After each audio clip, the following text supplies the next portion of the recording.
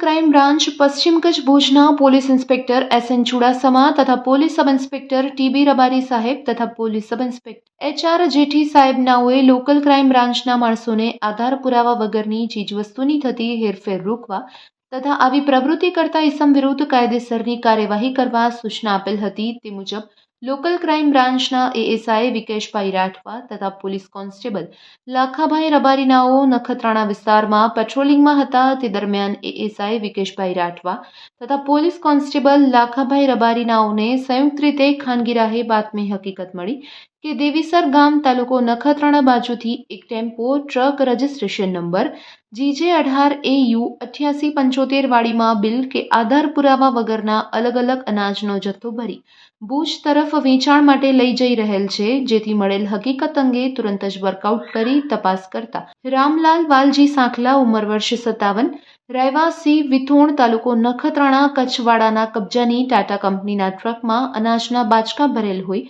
જે અનાજના બાચકા બાબતે કોઈ બિલ કે આધાર પુરાવા માંગતા તેઓ પાસે કોઈ આધાર કે પુરાવા હતા નહીં અને રજૂ કર્યા નહીં। તેમજ મજકૂરે જણાવેલ કે આ તમામ જથ્થો મને દેવીસર ગામના શૈલેષભાઈ ઠક્કરવાળાએ દેવીસર ગામ મધ્યેથી ભરી આપેલ હતો અને આ તમામ અનાજનો જથ્થો મને ભુજ ખાતે લઈ જવા જણાવ્યું હતું। જેથી મજકૂર ઇસમના કબજામાંથી મળી આવેલ તમામ મુદ્દામાલ શક પડતી મિલકત તરીકે BNSS કલમ 106 મુજબ કબજે કરી આ ઇસમને BNSS કલમ 35 પેટા કલમ 1 મુજબ અટક કરી આગળની કાર્યવાહી માટે નખત્રાણા પોલીસ સ્ટેશન ખાતે સોંપવામાં આવેલ છે।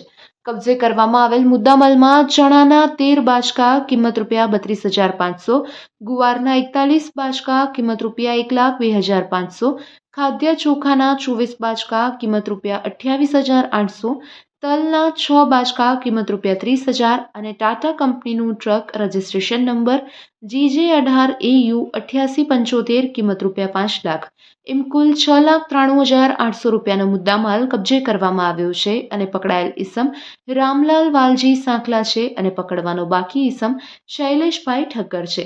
આ સમગ્ર કામગીરીમાં પશ્ચિમ કચ્છ ભુજ લોકલ ક્રાઇમ બ્રાન્ચના સ્ટાફના માણસો જોડાયા હતા।